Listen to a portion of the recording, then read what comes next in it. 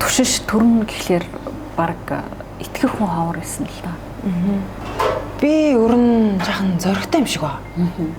Гэтэ нэг юм алсуураа бодоод би зөв гэж ботсон зүйл дээрээ нэг ямар ч айц байдгүй.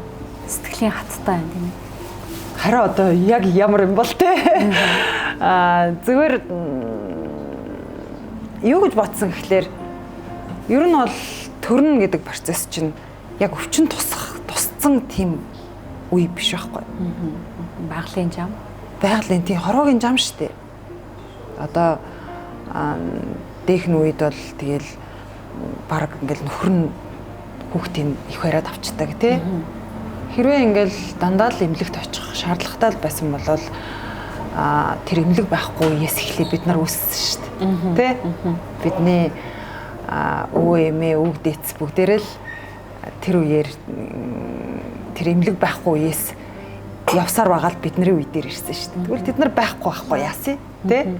Тэгээ бодхолоор нэх одоо ингээл аюух амар айцтай заавал эмнэлэгт очих хэвээр гэдэг ер нь бол мэдрэмж юусоо төрөөгүй. Гэхдээ ер нь эрсдэл үүсээгүй. Үүсэг. Ер нь жаахан дайггүй төрчдөг. Азтал юм байна.